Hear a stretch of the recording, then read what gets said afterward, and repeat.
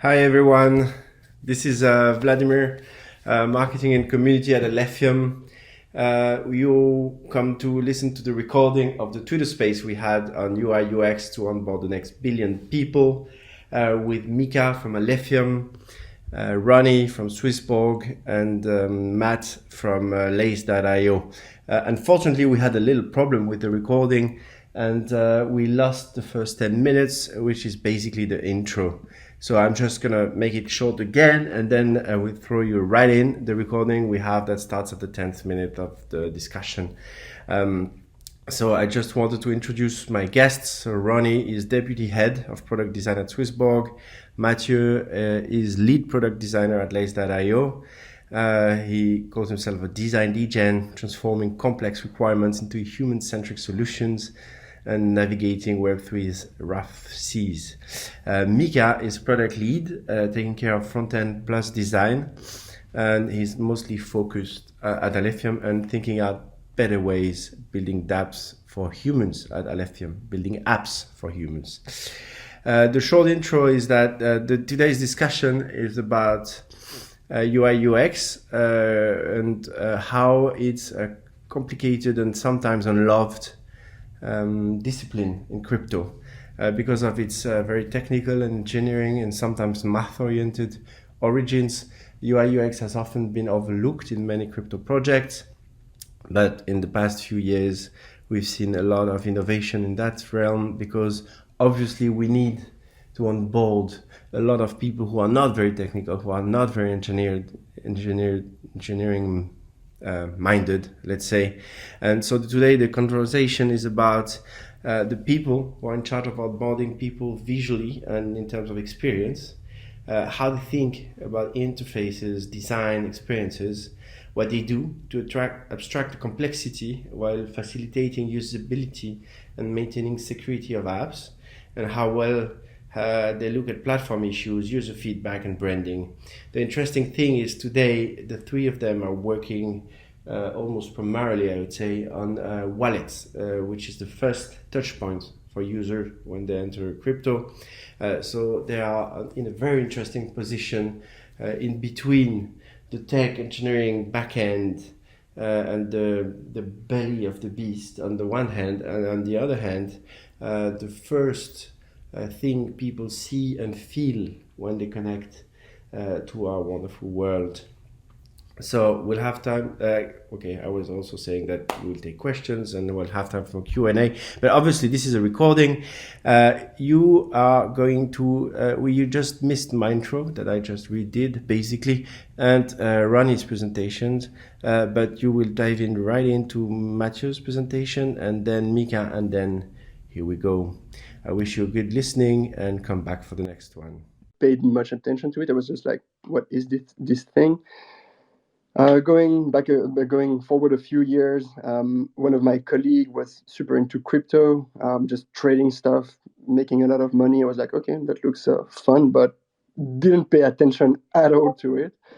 And in 2019, it's actually YouTube that pushed a suggestion video to me, and I clicked on it, and I think it was either, I don't know, BitBoy or Ben Cohen that was talking about charts and stuff like that, and I was like, oh, okay. And then another, I think, suggestion in that list was Charles Hoskinson famous whiteboard video, and I think that's really the moment where kind of my brain exploded with the possibilities and stuff like that. I was not really understanding everything he was talking about, so I had to rewatch it a few times. But it's really where it clicked, and I've stayed because of the ups and downs, the ecosystem, how vibrant it is, the NFT, how it's changing the game for artists and art in general and collectibles. So I've been collecting, trading, those kind of things. I've been rugged multiple times, so I'm guessing I'm going to be soon filling up my crypto bingo card. But I think really what makes me stay is the core value of crypto and the decentralized aspect. So yeah, I think it's a little bit our last resort for escaping the government tyranny and gaining back some of our freedom. So yeah, that's really what motivates me. Well, I can understand the pirate flag now. Thank you, Matt. What about Indeed. what about you, Ronnie? For me, it happened completely by chance. I was working for a design agency, and Swissborg was just one of the projects that came our way. I started getting involved with them. I found it very interesting. I think the thing that captured me the quickest. I'm very into like society, how society functions, and obviously how technology impacts society. And just realizing that crypto is really the next form of currency that our society will adapt. I think I found that very interesting. So it was a bit of a steep learning curve, but I got on board quite quickly, and yeah, very happy about the opportunity that came my way. Well, that's cool. So tell us a little bit, like, since when are you working for your respective projects, and what does a little bit your day to day look like, in a few words, if you can, and then we'll get on you introducing your projects a little bit more. So let's go with Matt to start with.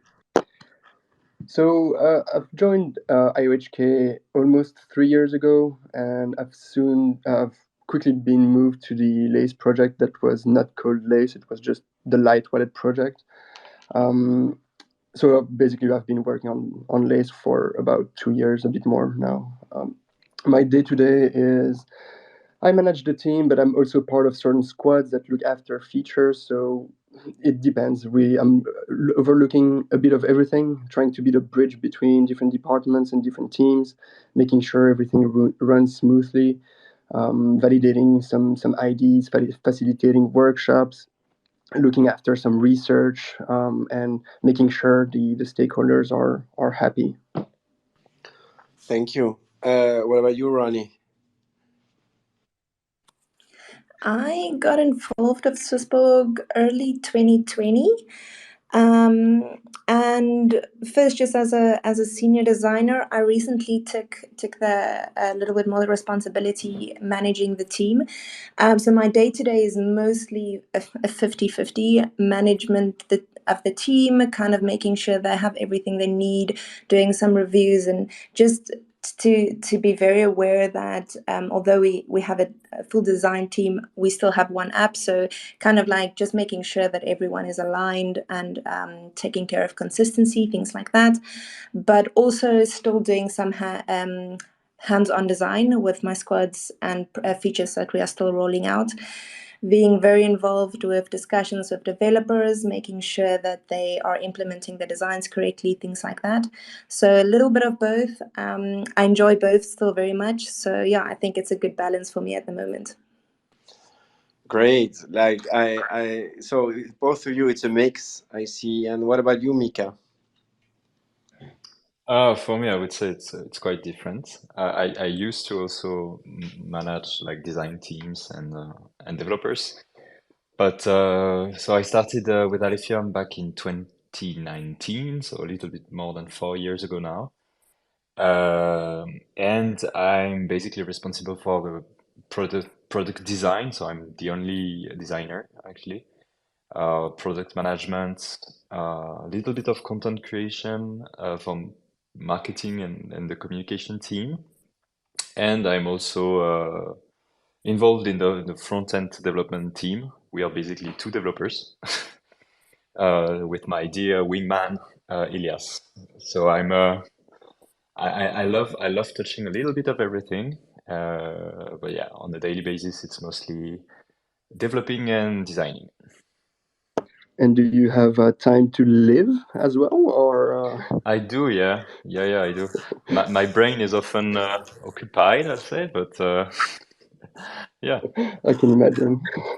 Yeah, how can you tell us a little bit, like all of you, like what's the size of your team a little bit, and how big is your UI UX team? So ours is pretty large. I mean, the size of the UX team is I would say okay. I think it's optimal. Not everyone maybe agrees with me, but I think the more the merrier. We are seven product designers, so we have one UI designer that is focused solely almost on the design system and making sure everything is pixel perfect on the visual side of things. We have one full-time UX researcher and that does a lot of research, of course. And then we have two product designers that are at the moment working on the mobile platform, and the rest of the product designers are scattered around features and platforms and stuff like that. But we are trying to work as a team. We are taking decisions usually as a team and validating everything together, just so everybody has a clear understanding of everything, has the whole picture basically. Oh, wow. Okay, so Mika, you just basically answered that question before. What about you, Ronnie? How many people are you in the UI UX team? So we are four designers and myself as well. Three mostly just focusing on the product, the Swissborg app, doing both UX and UI. And then the fourth designer, she focuses more on the website. Sometimes she will help out a little bit with smaller product related tasks. But yes, so overall five, including myself, being responsible for the app website and then also our back office system that we also help out there with the UX and the UI to make sure everything runs smoothly there. Is the branding team also included? Or is it separate?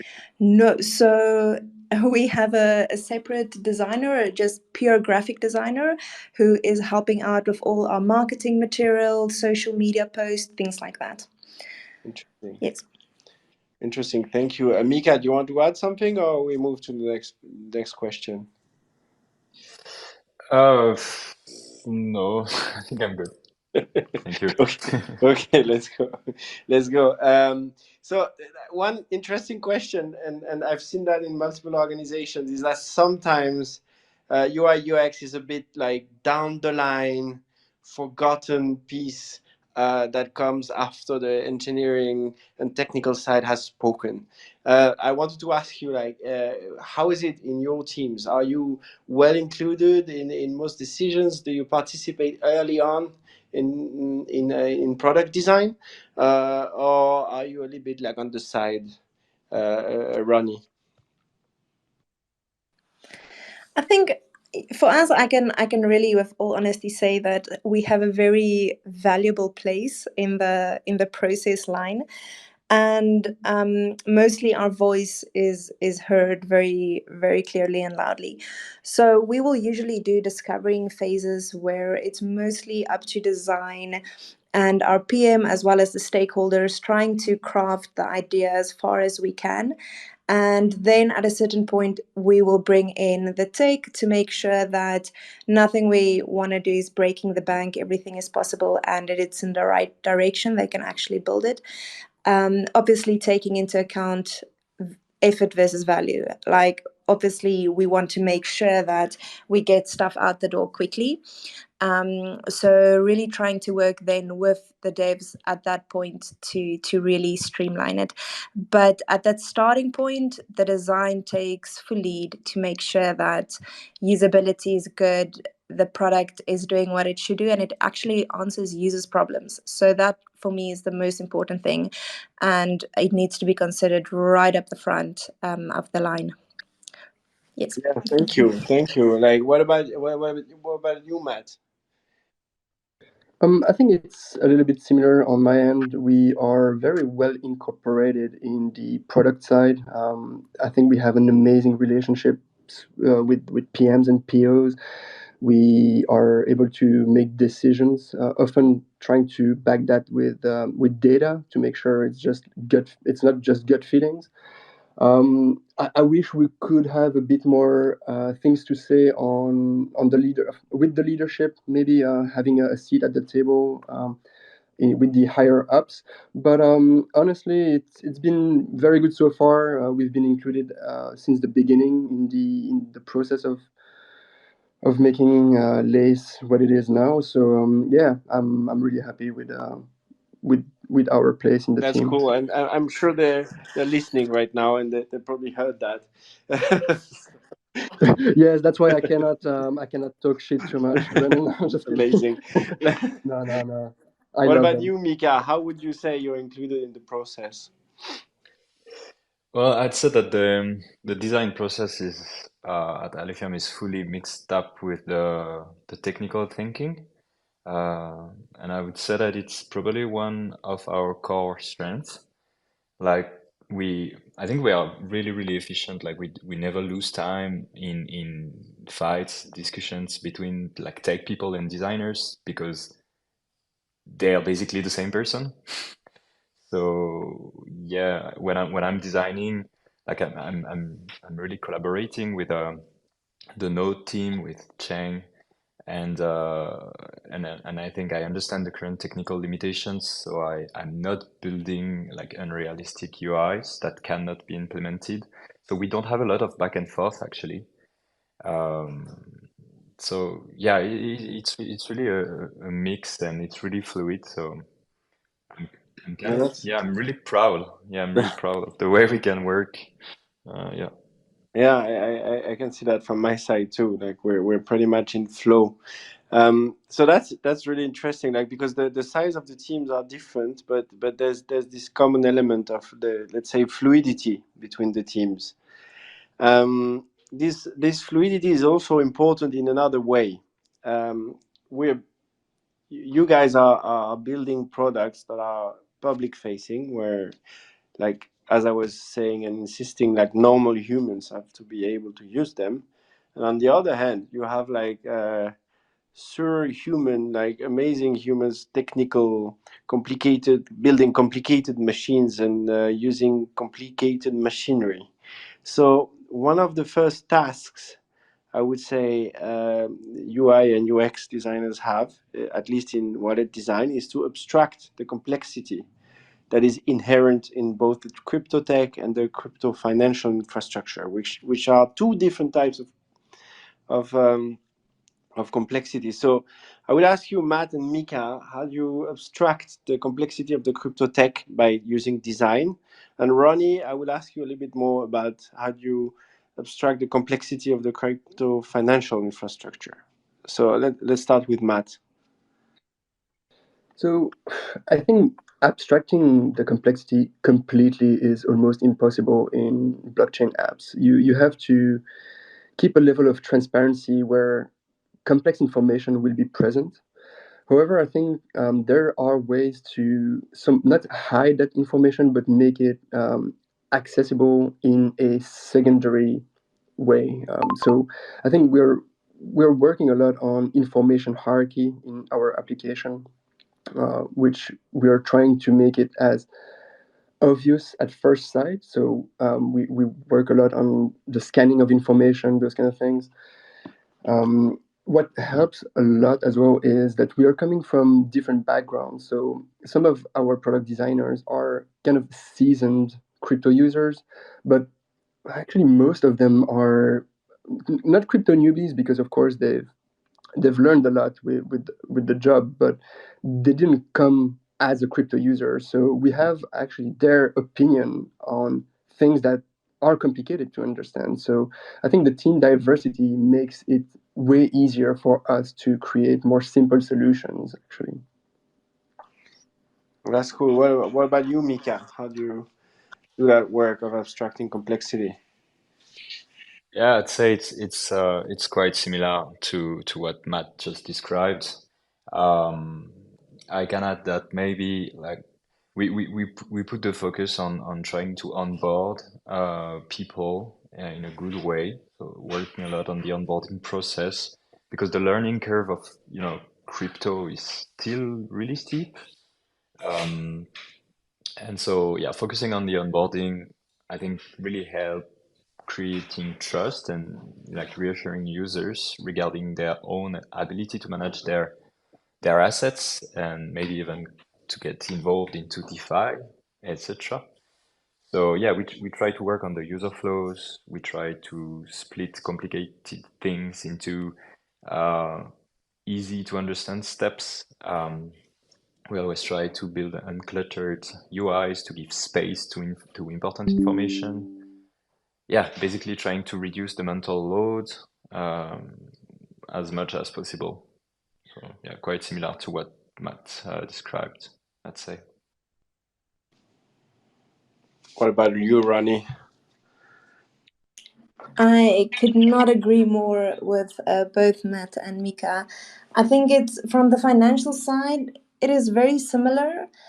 Um, I think one of the biggest challenges that we found with users from the financial side is that they often don't have a lot of investment experience. So focusing specifically on the investment experience side is because we differentiate ourselves by kind of like putting us in that realm where we want to help users to understand long-term investments and how they can potentially like grow their wealth with crypto. So helping them to understand how they need to make investment decisions is really something we focused on and tried to simplify that process for them. um, and I think a big part of that is also like managing expectations for users, because if they're going to expect this massively high APYs and then it's crypto, so it's not always realistic, then obviously they're going to be very disappointed, and that's going to result in a bad user experience. So doing things like managing their expectations and providing them with educational resources to help them understand different types of investments. And I think then something that's also very important is to help them remove emotion. So I know that sounds a little bit weird, but specifically in the crypto space, we found a lot that like things like FOMO or like panic selling, things like that can really alter a user's investment. So if building products like auto invest where a user can use like DCA strategies, that we found also helps them to simplify their journey a little bit, because they don't have to like give into everything and kind of like be on top of it every single moment. They can follow these strategies. Well, that's really interesting. Like, I remember I was at the first meeting in Lausanne before Swissborg's ICO in 2017. It has greatly evolved since then. So I've been very interested in its evolution, because it has gone from something to something that is a bit different, but also very coherent. And Swissborg is a very active community, and it has also absorbed the complexity of a lot of the DeFi market, and it proposes a lot of different services. So that's another kind of complexity. How do you keep coherence in your offering? How does the design and the UX help you to help people understand like the different experiences, the different services, the different things they can do on your app? Yeah, to be honest, I think we can always do a better job. It's something that we we keep on striving for, is to really get that simplicity. In terms of where we started and where we are today, I mostly think we're still aligned with our ultimate vision and goal that Swissborg has set for itself at the beginning. A big part of that vision was really to get as many users as possible to be part of this crypto world, and to help them become financially free. In order to do that, obviously we need mass adoption, and in order to get mass adoption, we really need to simplify our offerings. So the UX and the UI has always been focusing a lot on simplification and how we can simplify processes so that the more users can actually get on board, and it's accessible for everyone. So accessibility and simplification has always been the kind of like lead thing for us to try and achieve. And I think it's just like a process. Things keep on getting more complex, and we just need to keep on simplifying it. Thank you, Ronnie. Like, what about you, Matt? Because Cardano has always prided itself in its academic, well-researched, and powerful complexity on the builder's side. And we've all seen the videos of Charles and his presentations, also the names of your different epochs and stuff like this. But it also has a very retail-oriented, huge public. It probably comes also from the date of the ICO, which has been very popular at the time.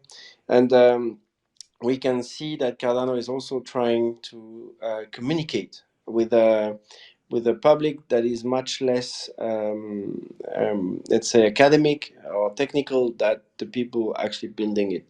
I've seen that firsthand when I was at the PFL for the Cardano Summit last year, and I wanted to ask you, how does that reflect in the design choices?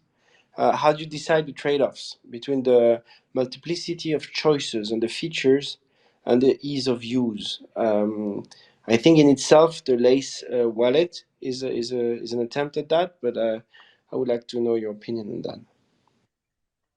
Yeah, it's there's a few questions in one here, but we're trying always to make the usability of our product front and center. This is really at least my priority. In terms of reach to the different audiences, I think the Cardano Foundation has done a great job at onboarding newer people, crypto newbies or newcomers. Um, and that's a little bit the goal of Lace as well. It's making things a bit more simple, easy to understand. We had a legacy wallet that was dataless in the past, that was targeting more experienced crypto savvy users, and we had a great need for something that was just simple, easy to use, that my grandma could use. So it's not because it's easy to use that it's simplistic, and a lot of work actually has to be put in to make these things simple. And that's why we're really committed on pushing a lot the user research, and that's why we have a full-time UX researcher with us, is really to understand that user base that we're targeting, their needs, their habits, and those kind of things. It's really important for us to feel an actual need and not just push something for the sake of it. I don't know if I've answered the question. Yeah. No, I like the idea of first testing the market, understanding also the dynamic. I think that's very important, and that's actually a very good segue to my next question to Mika. Because like Alephium is a sharded blockchain, which is kind of it's always complicated in different protocols, and with early tooling and based on the stateful UTXO model, which is every time not the easiest option in terms of design, even though it's probably more stable or more secure or more featureful. All of these things come with their own challenges. So I wanted to ask you a question that is a bit more oriented on process, Mika. Like, what's your design process to integrate the technical peculiarities into a manageable experience by a normal user who is not an engineer? Yeah, well, yeah, definitely sharding and like UTXO, the UTXO model come with quite a lot of challenges. So I would say that I always try to come up first with the simplest design possible while being aware of the technical complexities. Uh, if there are some big technical roadblocks, I usually talk directly with the node or the backend team, and we together try to see if how we could make the technical components evolve, so that we could improve the user experience. So I think that's actually really interesting, and it's the first company where I was really able to do that. Like the design process can actually challenge the backend, the tech, to become better, more streamlined, and yeah, the design is pushing basically the technology. When it's not possible to completely remove the complexity, then I try to hide it as much as possible in my concepts. It takes a lot of effort to find simple design solutions, as Ronnie was saying. like I think simple interfaces usually don't reflect at all the work that was poured into into their making. Um, and in the final, cases where the complexity cannot be hidden entirely, then I switched to trying to educate users directly in the UI, trying to explain the most important concepts, and giving our users easy access to wikis, documentations, things like this. Yeah, that's basically the process, I would say. That's an interesting process. Like I like the idea that the users and the features and the design can actually change the backend and the functions. I think that's a very interesting back and forth.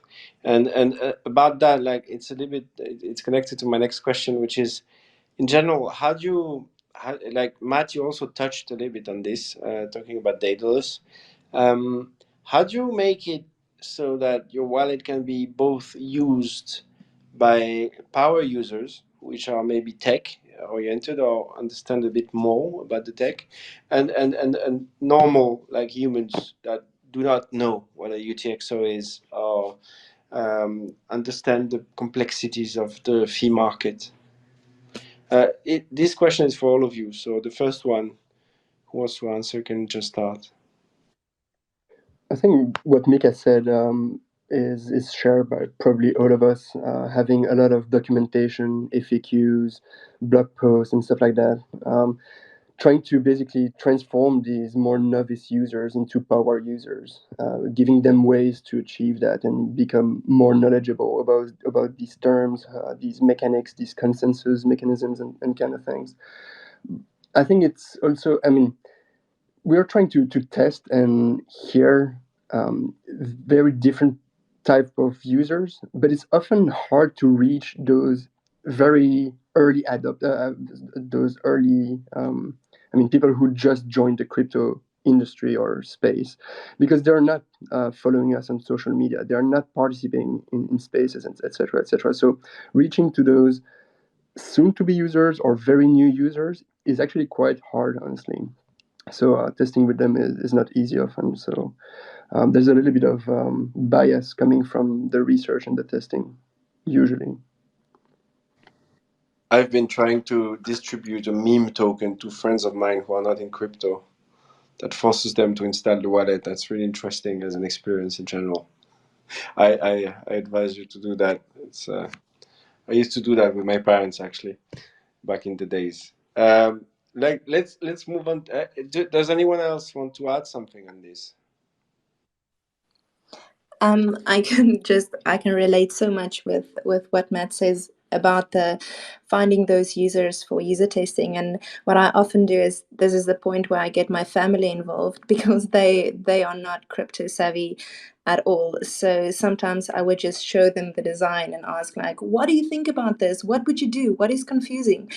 And I often use that as a metric. So yes, it helps. Yeah, and maybe one thing about Alephium, is that we are a blockchain. That's basically the project, and so it's something really, really technical.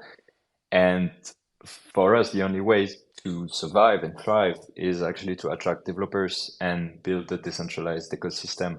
So in our product, we need advanced features, and those advanced features can scare new users who don't know anything about the technology. And so I think we kind of we had two generations of product, I would say. Like the first generation was here to really like offer the features needed by developers and advanced users to come and build the foundation of the project. And now we are transitioning towards like a second generation of product, and the focus shifts towards accessibility. We still offers the advanced features expected by the miners, the developers, etc.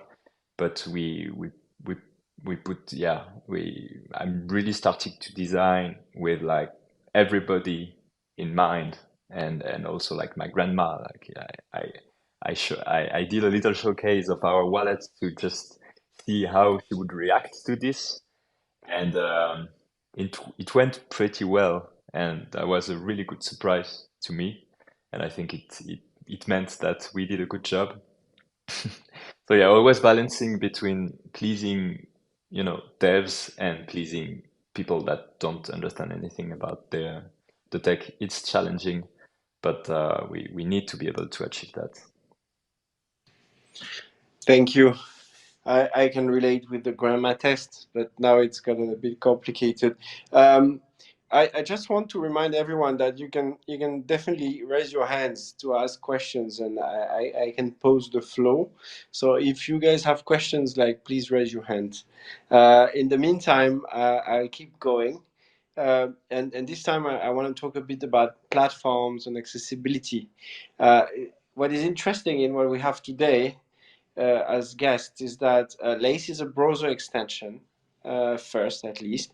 Alephium is a desktop wallet at first, not only, but at first.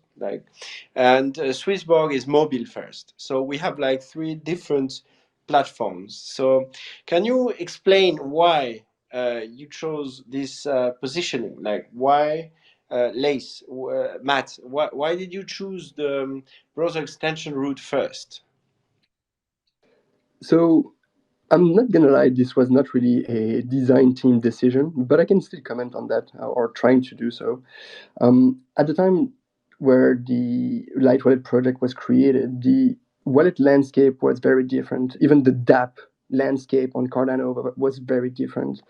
Even though I always thought, and I think everybody in the team always thought that mobile is a huge need for onboarding the new wave of users, we thought that having a wallet that could be used with the actual existing ecosystem was a bigger priority. We also had plans to work on a desktop app that's been posed a little bit, but yeah, I think browser came first, just to be accessible for all dApps and users, and I think mobile will be the next step to onboard the next million users. Next million, you said, or the next billion? Yeah, one step at a time. Okay, fine, perfect. Leave some for us. What about you, Mika? Why the desktop first? Yeah, this was a big topic internally. Uh, we discussed a lot about, should we go for desktop wallet or an extension? Because indeed, as Matt described, like extensions were the most famous wallets. You have MetaMask, for instance, that is known by a lot of people. We eventually decided to do both because extension wallets are more common in the DeFi world. But in my opinion, uh, desktop wallets kind of offer a reassuring sandbox type experience. Uh, in terms of security, like you have less risk to delete your browser cache by mistake, for instance, and that's a good thing. Uh, I think they also offer a good multitasking experience. Like it's really easy to switch between your wallet to the browser compared to switching between tabs. I also personally really hate when the extension is just this little pop-up in your browser, and by mistake you tend to click out of this little pop-up and it closes the extension and you have to start what you were doing all over again. I find it really annoying. So yeah, we went for the stop wallet because I think the yeah, it's a nice it's a nice user experience in my opinion. You use the screen estate in a more efficient way. I really like, building interfaces with a lot of like space, um, so that you give space to important tasks.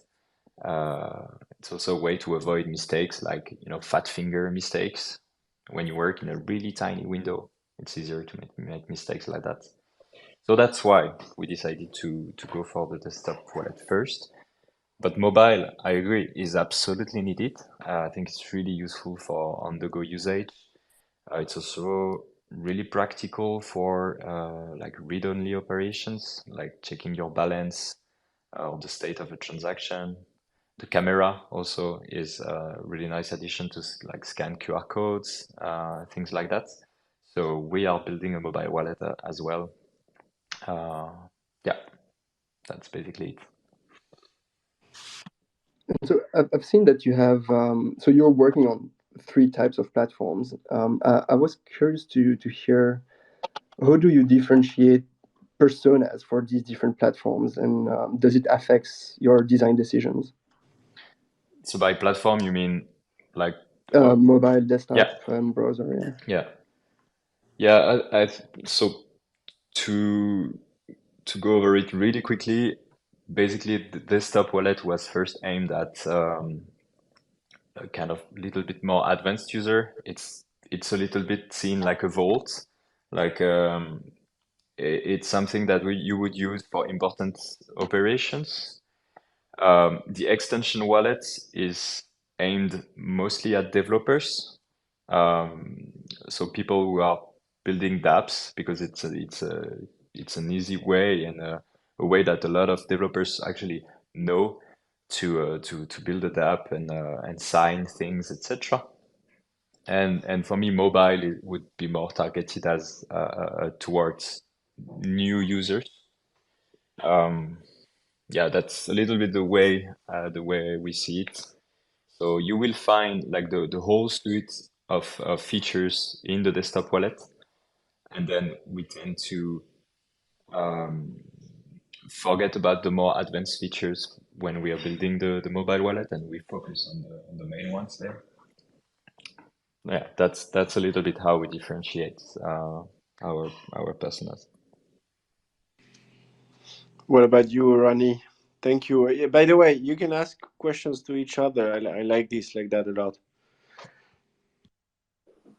Awesome. Yes, thanks. That was very interesting, Mika. I hadn't really thought about that in that way before.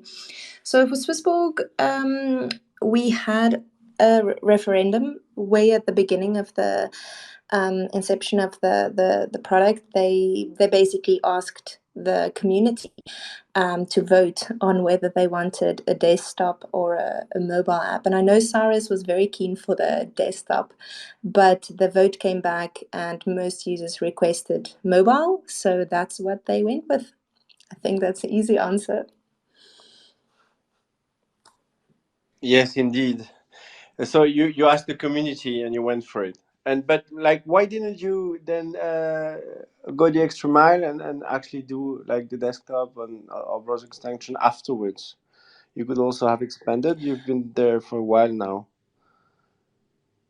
Yes. So there's definitely, I've heard the rumors, and I'm not sure if I should say, but they're definitely experimenting with the idea of adding desktop.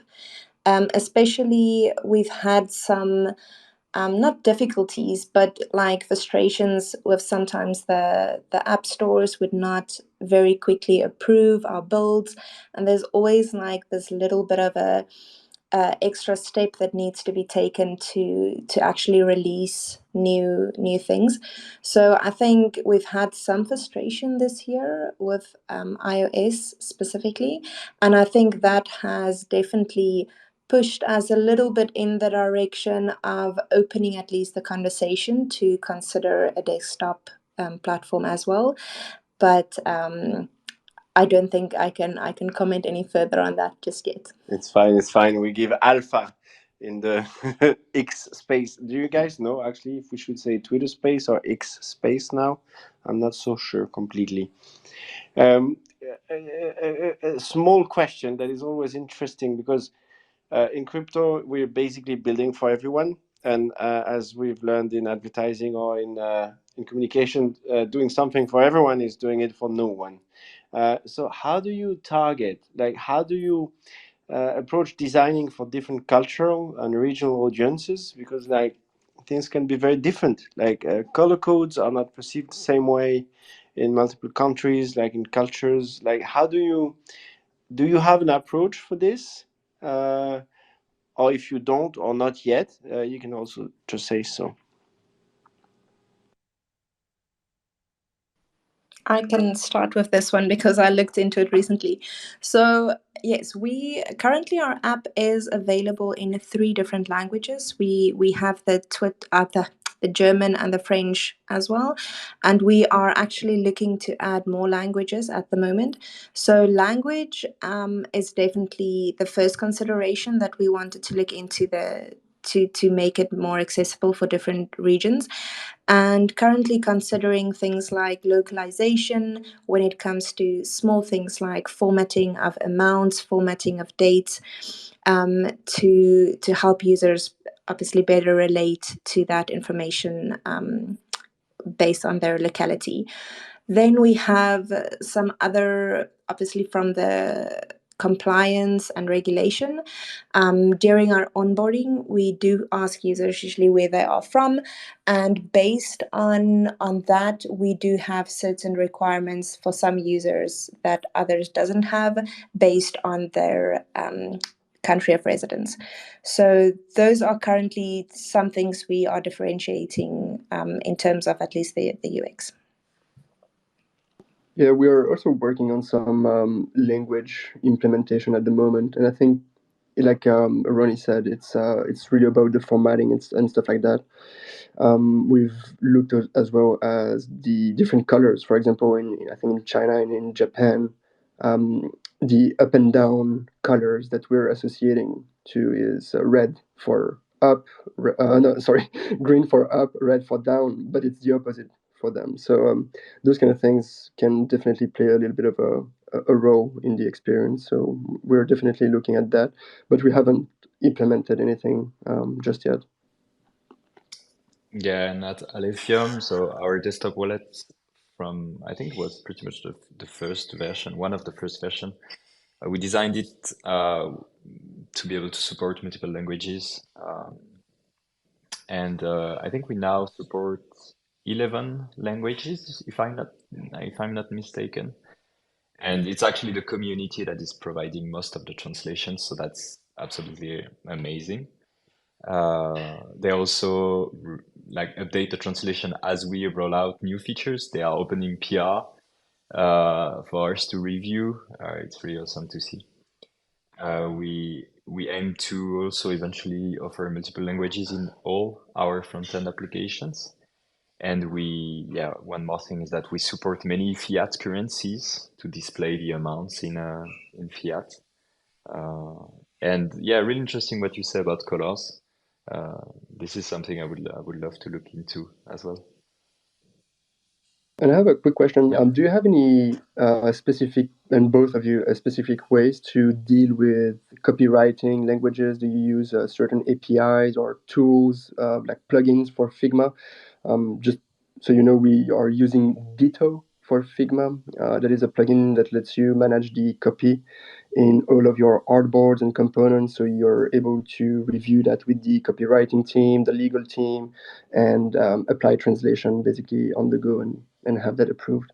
I was curious if you use anything.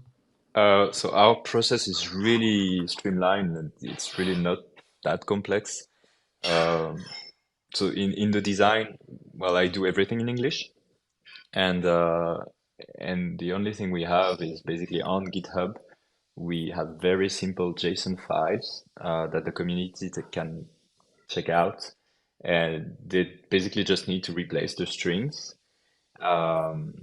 We can then test that in the UI, see if it looks good, and we tend to try and validate the translations with at least like a couple of persons talking the language. But when we can't do that, we use like ChatGPT to make sure that the contributor didn't use bad words in the translations. And yeah, and that's it. And so far we like nothing went wrong. So really easy process, but it works for us. Right. Sorry. Yes, super interesting that you guys do that for 11 languages. Wow, that is quite impressive. For us, we use a platform integrating with a platform called Localize. There are some plugins available actually from Figma to localize that helps a lot, where we can, like Mika said, we design all the screens in English, and then we sync it. We can sync it with a plugin to localize.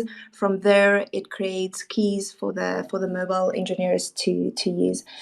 Unfortunately, we have found that there are some glitches with that specific process, and it's not always that easy. So at the moment, it's a little bit more of relying on the mobile developers to create the keys in localize, but then we have some translation managers who then translate it in the different languages. So that really helps a lot to at least have one platform where everything is managed. It's very centralized, and then if we have to update anything, it is quite easy because everything is in localized. So yeah, that has been helping a lot. Yeah, that's a very important part of decentralization, to be actually to speak to people in their language, and that goes for also cultural signals like colors and stuff. One of the things that is really important to actually communicate and communicate clearly is the question of security and OPSEC. It's a key to a wallet, obviously, to help people to not lose their crypto. But at the same time, seed phrases, private key managements are very hard in terms of UI and UX to make it both enjoyable and also secure enough. So how do you help at the UI UX level normal users to be incentivized to have a good enough OPSEC to understand and to manage their own risk and security with the best trade-offs, you would say? Go for it, Mika. Yeah. So I would say that when designing, we really try to always highlight and give space to warnings during crucial operations. Well, the goal is, yeah, to try and strike the right balance between informing and scaring. We don't want to scare users too much, but they need to understand that some operations need to be done carefully. And yeah, there are some ways, I think, really interesting ways to no, let's take a concrete example. Like when you try to onboard users on the mobile, I've seen many wallets actually not asking for a backup of the, you know, the phrase, the recovery phrase. They let the user come in the app really quickly, and then they show warnings every time the user open the app to say, "Hey, you've not done the backup. You should really do it. Do you want to do it now?" And yeah, I think it's a really interesting way to educate through really simple messages about the need for proper backup while offering a really good onboarding experience. So we try to do something similar. It's a little bit different on the desktop wallet because we tend to consider it as a vault, as I said before. And so during the onboarding, while creating a wallet, we ask the user to actually back up the words. But then we created a process where we try to speed up this operation.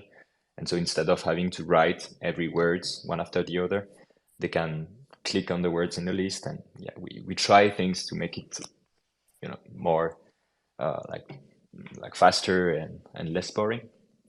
But yeah, those are the kind of things we try to put in place. Yeah, honestly, key management and seed phrase security is a little bit of a pain. I think this is one of the biggest friction to onboard people. People are afraid with these words. People don't even understand why we need these, at least newcomers. And until we are really finding solutions to implement a better solution, it's going to be hard, honestly, to onboard the next billion people. However, I think most of wallets and apps, security is probably the most important thing to look at, and we are putting a lot of importance on that. And I have also a few examples that we've done, and actually we went back to maybe a little bit of a less secured way of doing it, but with a great gain in the user experience. So in the onboarding, we have our recovery phrase, and we have a 24-word recovery phrase, just because of the bit or the hash type. Don't get me too deep on the technicals. We decided to split this set of, of of words into three, so just to make sure no one can peek onto your computer and take a quick picture or something like that. So we decided to split these into three, and the user had to input these words also onto three different screens. We saw that the actual input of the word didn't really matter, because we could have a solution where all of the words would not be shown at all times. So at the moment, it's still the case that it's split into three, but we found a better solution that will be implemented in the future, where all the words can be implemented at once. So I think that's a little bit of a trade-off. I mean, I don't think it's really less secure, but sometimes we will try to do a little bit of a UX trade-off when it's not critical. And on mobile, we have recently talked about the importance or the difference between having an app-based pin. So when you're downloading any mobile wallet, you can create a pin to just confirm a transaction, which is usually a 6-digit pin. That pin can be created either natively in the app or using the operating system pin, which is actually way more secure. But then you're kind of facing the dilemma. Do I want to use the same pin as my OS pin? Because if someone in my entourage knows my pin already, they can have access to my funds and send transactions. So again, it's a little bit of a trade-off. It's way more secure in terms of hackability, but it's a little bit less secure in the social aspect of it or the practical aspect of it. So yeah, I think we haven't actually decided which way to go yet, but it's interesting. I like it. That's very interesting. So you shouldn't go out with a hacker, basically, is what you're saying also. Yeah, better not to. What about you, Ronnie? Wanna...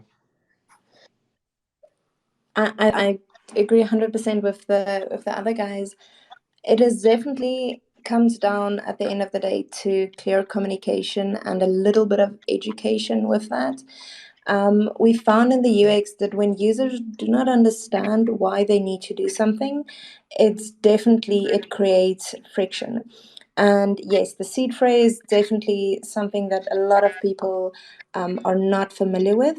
So just trying to educate them a little bit about why it's needed and how it can be used, when to share it, when not to share it, things like that. That is definitely important for them to understand, and then they will be more inclined to actually use it in the right way. So that's definitely one thing. And then, I mean, just smaller other things like we implemented for the accessing your app, you can use biometrics, things like that. So that also helps the user create a little bit more smooth experience, but it's still a bit more secure. Thank you. Like this connects me to the next question actually. Like you have when you have how do you know what works and what doesn't? How do you get user feedback? How do you make sure that what everything you do works? And you cannot just ask grandma, right? How does it work? Like, for example, how do you educate users about new features or changes in the UI UX without overwhelming them? Are you then testing a lot, or are you working with analytics? I know it's many questions at once, but you can pick and choose the one you want to answer too. That's the good thing. Let's start with you, Mika. Okay, so first you asked about like how do we know what people think? In our case, I would say there are two main channels. We have quantitative analytics, and we also receive qualitative feedback. So the quantitative analytics, we actually collect anonymous interaction data in our applications. And this basically tell us how our apps are used. So which features are used, which one are not that used. And we also have obviously the user feedback collected through our social media channels, where people share bugs, limitation, but also praises, which kind of validate our design choices. And we were so far really fortunate with that. Like we have more than 6,000 active users, and we receive mostly really good feedback. So that's something to be proud of. And how we educate users about new features. This may be kind of counterintuitive, but we try not to. Um, I used to work for a couple of years. I used to design video games, and one of the golden rule you often come across in that field is that you shouldn't explain the gameplay to the user. Like if you feel you have to do it and to explain the features and stuff, then there's probably something wrong with the way you design your game. And I would say it's pretty much the same with our applications. Like we are really, striving to reduce the time needed for our users to examine and understand the interfaces. And so instead of providing detailed explanations, we try to design the UIs to be inherently intuitive to the users, and so they should quickly catch if something is new. Because if something is new, probably this new feature was actually needed or expected by the users, and if it's in the right place, if it's designed properly, they will probably notice it. So we try to reach this kind of good design, and this should be intuitive. That's our goal. Yeah, don't know if it answers your question. Yes, more than does. What about you guys? Yeah, that makes a lot of sense. So I'll speak a little bit on the user feedback. I think one thing that we often don't use enough is the feedback we also get from our support team. So these guys that is their jobs to listen to users complain, and I think we need to hear a little bit better what they say. So our support team does give us some reports from time to time, and I think really to take that also, like obviously if 20 users are complaining about the same thing, then probably there's a lot more. So taking that into account, I think is something definitely worth considering when it comes to user feedback. Absolutely, and I agree with both of you. So I'm not going to repeat that, but also we have the chance to have a great community that is really tied. And in the Discord, we have a channel that is there to give feedback about the app, report any bugs. So yeah, the community has been supporting us tremendously in the building and maintaining of the app. To be honest.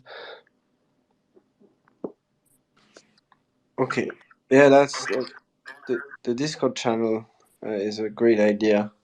Matt, were you trying to say something, or did I interrupt you? No, absolutely not. Shout out to the community. Shout out to the community, always. Yeah. About the community, branding is how we present ourselves in general, and it's intimately related to the UI and UX choices we make. So I wanted to ask you, each of you guys, a specific question on this. So I'll start with Lace. Can you explain the choice between the name? Actually, I was wondering its meaning and of the name and of the logo. And I also see that you have a strong emphasis on video on your website. And by the way, it's not related to the question, but I have to say that the interactive demo you have of your wallet on your website is awesome. That's really cool to be able to test it like without leaving the browser. Actually, I'm you're gonna also post a recently posted video about the story of Lace, but in the chat that you can see all the way below the Twitter space. But I'm still asking you, like, what's the meaning of the logo and what's the story behind the name? So, as you might have heard, Cardano and its ecosystem like to dig into historical scientific figure for their inspiration. Ada Lovelace is a female mathematician, I think from the 19th century, I believe British. Don't quote me on that, but yeah, I think it is.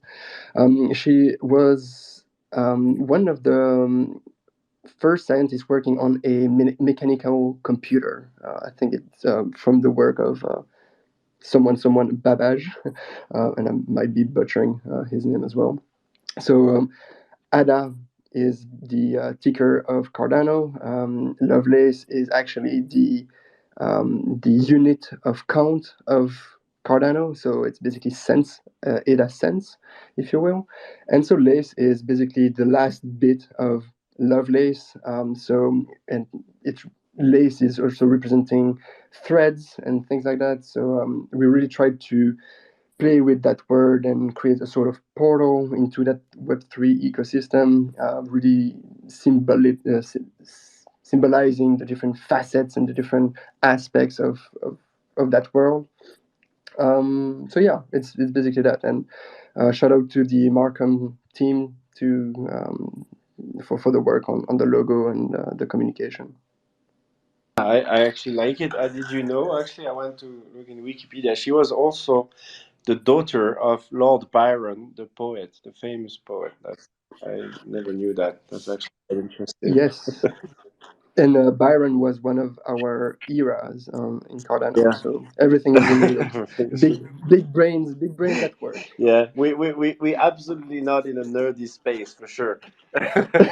No. So thank you for this great answer.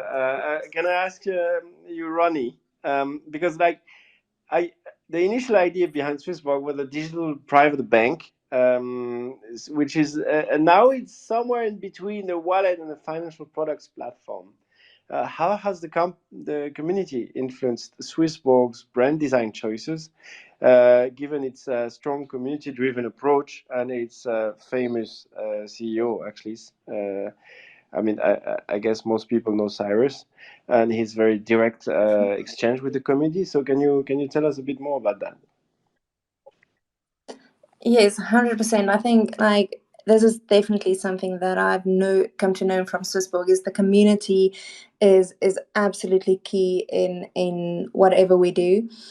From a brand perspective, the community definitely keeps our fun side. I think often as these financial platforms, we we don't want to get too serious, and just because we're dealing with serious subjects, right? We're dealing with users' funds. We don't always have to be super serious, and I think the Swissborg community, with their green laser eyes, optimism, and just to see everything they come up with, it is incredibly interesting. So from a visual side, I think I really enjoy the flavor the community has added to our Swissborg brand. More on the big picture brand ethos is really something that we renewed and really came back to this year.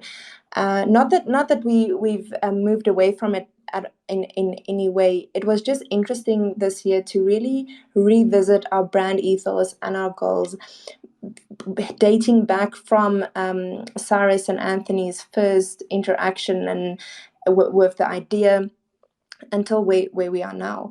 And like I said earlier, I don't think that has changed in any way, and the community has been there throughout everything, kind of like keeping us true to our word. So that's where I see the community's role is really to make sure that we at the end of the day keep true to our promises. We have this internal joke where always we say when we release something, we say we're going to release it soon.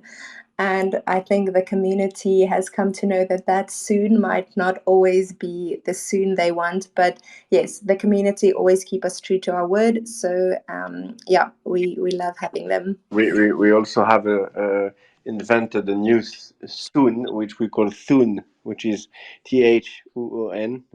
That's also the internal Yes, joke, yeah, for sure. I mean, that soon is exactly. basically the lingua franca in crypto. What about you, Mika? Like the one thing that is really interesting with Alephium's branding is that it's constantly evolving. Like it's changing colors, it's changing shapes, it's changing like dominance and concepts. This is not really typical. Can you tell us a little bit more how you think about this evolution? Like, where is it leading? Like, where is it coming from and why? Sure. But first, my turn to do a proper shout out to our community, especially since I see some familiar faces in the space. So, hello everybody, thank you, you're awesome. About the brand, well, I would say that Alephium, the Alephium project is maturing and evolving quickly, and so I'm trying to make the brand evolve along with it. And it's a little bit a sign that we are alive and well. Personally, I think that there is nothing more FUD inducing than a dead website and a dead brand. So making it evolve is kind of reassuring. And yeah, in the past 4 years, I think the Alephium brand and visual identity evolved smoothly. It's more of a continuous evolution rather than a series of revolutions. Like we never needed a full rebranding because we never needed to start off from a clean plate. Yeah, I think we are confident about our roots, our goals, the tech, the capabilities of the team. And so as we show progress, I try to tweak our image to adapt to the market and the always evolving crypto world, basically. Nice, thank you. Constant evolution. That's I like this. Like we're approaching to the end of this. To be honest, very interesting conversation. I repeat my call to people. If someone has a question for you guys, they can raise their hands. It's very easy. I'm gonna ask. I have three more questions for you. The first one is a little bit atypical, but I think it's always interesting. First, how do you handle negative feedback when people don't like your design choices, or when something you really believed in is actually broken and doesn't work? How do you react to that? Do you see it? I think as designers, we've learned to be criticized from the very beginning in art school. You are going to be destroyed, honestly. Not one day passes without your teacher saying your work is crap. Now it's our POs and PMs or the community's turn, but usually we're trying not to push crap work onto the community because we're testing, validating, etc., etc. But yeah, it's a learning curve. I think every criticism is a way to learn. You have to accept that. I think it's great actually to receive some criticism. Um, and as we said before, we it's very hard to design for everyone. When you're trying to design for everyone, you're designing for no one. So there will always be some people that will be not happy with what you've done. So yeah, get used to it. That's a very great answer, and I actually remember that was also my first lesson in art school was getting destroyed. Like, so I can empathize with that very strongly. Do Mika or Ronnie, do you want to add something, or I just move to the next question? No, I can definitely 100% relate to Matt. I think we are at this stage very used to it, and just trying to see it as an opportunity to learn. Obviously, if the community has kind of like strong feelings about it, that needs to be taken into account, because it means that there's room for us to improve.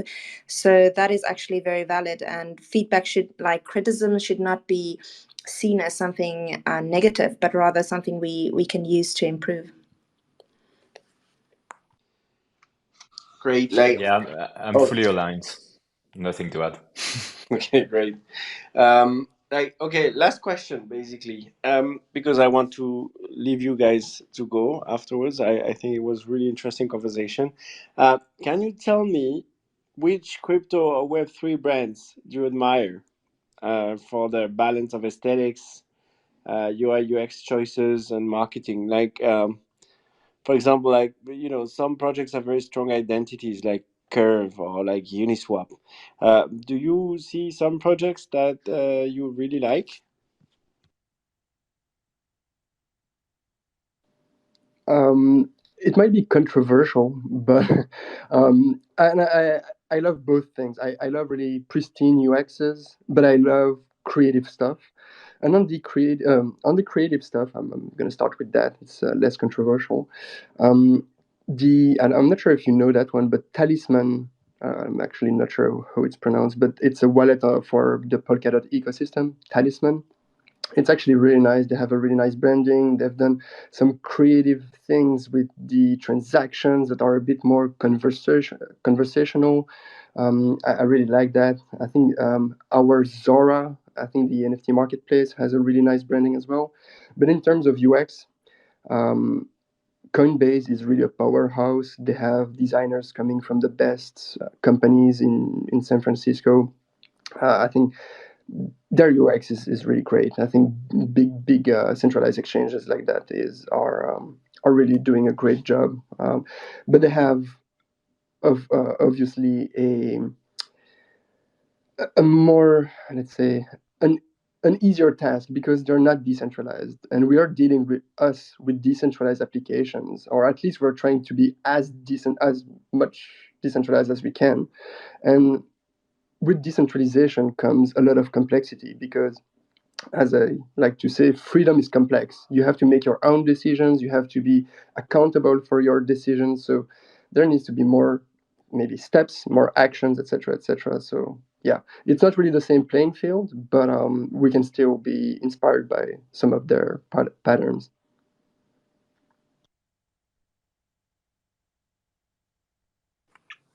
Very, very cool. I'll definitely go and check those out. I made a note. For me, there's not specifically one or two that I can mention now. However, something that I really find inspiring is the boldness of the entire crypto movement. Never before have I really seen in any other industry how much boldness and leeway people take with their brands. I mean, if you just look at what Curve is doing, I'm not gonna necessarily say I like it, but I admired the boldness of it, and like calling your company something like Sushi Swap or Uniswap, and having the unicorn for your logo. I mean, that is absolutely, you don't get that in other industries. So just the industry as a whole, I really admire those leaps that they are taking to push the creativity forward. I 100% agree with you, and I think that's a very good assessment of the whole field. What about you, Mika? Yeah, I didn't know about Talisman, so thanks, Matt. I'll definitely check them out. And personally, I really like HenriJean. I think they are really pushing the boundaries of UX as a whole, not only UI. With their new recovery, social recovery systems, etc. I also like my Ether wallets, I think because they are kind of close to my heart because they were the first wallet I ever used when I was a newbie in that field. They were first movers and they somehow managed to adapt to the market, which is no simple feat. Their mobile wallet is really nice now, I think. And yeah, maybe a third one that is less known and maybe a little bit controversial as well. But I really like the UX work of the IOTA Foundation and their wallet. They have a desktop wallet. They are focusing on the desktop. They actually I think they developed a mobile wallet that the development took like more than a year, and after a few months they decided to let it go, which is a bold move, but they realized that it was better to focus on desktop for now and maybe come back to mobile later. So it's interesting. Those cases are interesting to me at least. So yeah, those three I like. Interesting. I even if I don't adhere for 200%, I also think like there's some edgy stuff like DarkFi. I think has a very interesting branding and image, and they're doing like interesting stuff. And I completely concur with you guys. I promised you we wouldn't last more than 90 minutes. We started late 1 minute, so I just have 2 more minutes to say goodbye. I want to thank you as well as your teams for helping prepare this like in a very flawless way.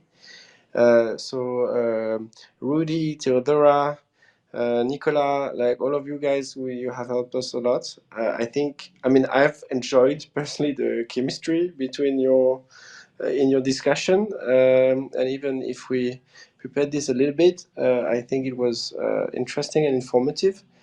So thank you, guys. I give you the end word. So if you want to say something, like maybe say it now. Thank you so much for having us. It was a pleasure, and happy to have more discussions like this. I think it was super interesting. Yeah, actually, I think Yes, I want absolutely. to do that. Maybe we'll choose a subject, like a very specific subject, one of those days, and we'll do it again. I think it was inspiring. Yeah, I think that's awesome to be able to talk a little bit more about UX and UI in our field, because really I think it's the key for adoption. Like the technology is maturing, but UX still needs some work. So it's good we get to talk about that. Thank you. Thanks a lot. Thanks for the audience for attending. We've had many people come and go. I think that's very appreciative, and a lot of people are going to listen afterwards, as always. So thanks for coming. We'll do this again. See you soon, guys. Bye. See you. Bye bye. Thank you.